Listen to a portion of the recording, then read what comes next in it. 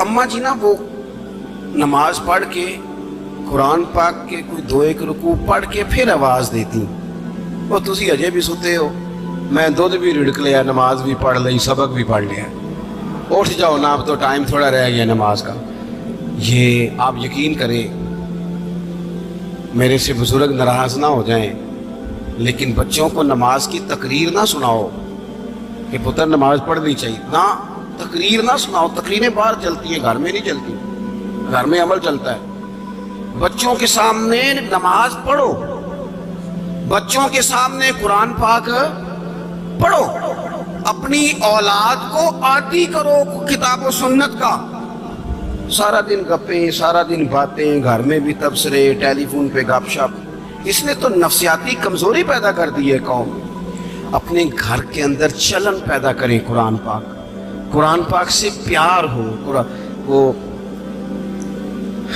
एक दफा ना ये जिला शेखुपुरा के किसी गांव में एक आड़ती था, ये मंडी में आड़त, वो पुरानी बात है पाकिस्तान बनने से पहले की। वो सादा सा बंदा था, दाढ़ी रखी थी, 5 वक्त नमाज पढ़ता था, तो फौत हो गया, आड़त करता था, तो उसकी कब्र से खुशबू आने लग गई। इतने कभी किसी पीर की कब्र चौंदी तो फिर कोई मुंडिया ने बटत करनी सी पीरां दिया ने, फिर तो कमाल हो जाना था। अल्लाह खैर फरमाए, इल्ला माशाअल्लाह। फिर कोई कहानी, कोई करामत इधर उधर से जोड़ जाड़ के भी लोग बना लेते हैं। लेकिन वो सादा आदमी था, कब्र से खुशबू आने लग गई, शोर पड़ गया, लोग जमा हो गए। बंदे ना आहिस्ता आहिस्ता वो इद्दत ख़त्म हुई तो उसकी खातून से कहने लगे कि मसलन अंगूठा छाप बंदा था, साइन भी नहीं करने आते, कब्र से खुशबू, आखिर कोई तो अमल होगा। कहने लगी उसे ना कुरान पाक से बड़ा प्यार था, पढ़ा हुआ नहीं था, तो हर रोज वुजू करके ना दिन में 2 वक्त कुरान पाक खोलता और फिर उस पे लाइनों पे उंगलियां रख रख के चलाता, रो के कहता मालिका गलती हो गई है, मैनू पढ़ना चाहिए सी। अल्लाह तू जो भी आखे है साची आखे है, तेरा कलाम बड़ा सच्चा है, मालिक तू बड़ा करीम है, तू मेरे वास्ते खैर दियां गल्लां की थी। कहते वो कुरान पाक से बड़ा प्यार करता था, बीमारी, तंदुरुस्ती, सफर, हजर, कुरान से बड़ा प्यार किया।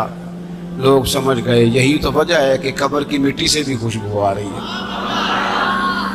अच्छा, मैं बाज़ जगहों पे मुझे ज़िंदगी में ऐसे भी तजर्बात हुए कि यार ये अल्लाह की किताब है।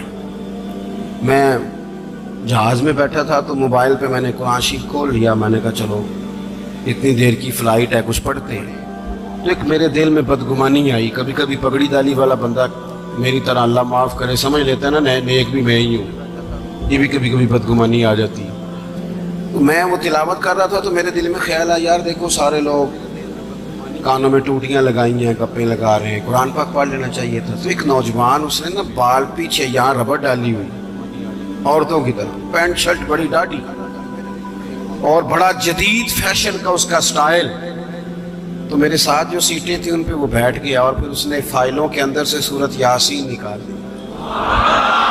और जब उसको मैंने तिलावत करते देखा ना तो मैंने दिल में माफ़ी भी मांगी अल्लाह से। और मेरे दिल में ये भी ख्याल आया कि ये अल्लाह का कुरान है, मौलवी, वो कारी साहब, हाफिज साहब, वो फलां साहब, अपने जैसे लोगों से, नेक लोगों की बात नहीं कर रहा। वो तू ना पढ़े तो तू क्या समझता है, कोई पढ़ता ही नहीं।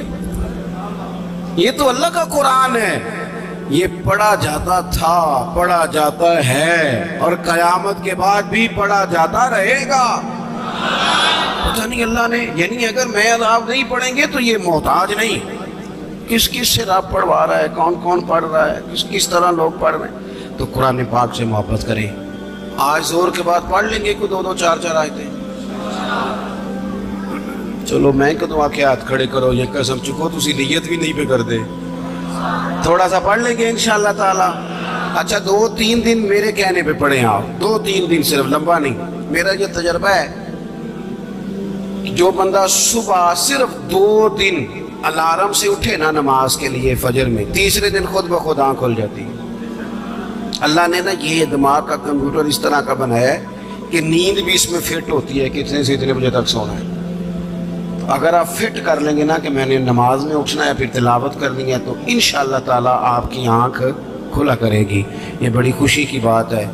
کہ حضرت مولانا اکرم صاحب کے بیٹے نے قرآن مجید مکمل کر لیا، 2 دعائیں آپ نے اس کے لیے کرنی ہے، پھر ہم ان کی دستار کرتے ہیں، صحیح کرنی ہے، میں نے بھی دل سے کرنی ہے، آپ نے بھی دل سے۔ ایک تو دعا کرنی ہے کہ اللہ تعالیٰ یاد رکھنے کی توفیق دے، اور دوسرا یہ کہ اللہ تعالیٰ پھر عالم بننے کی بھی توفیق دے۔ آخر دعویٰ الحمدللہ۔ آؤ جی بیٹا، لائیں جی دستار۔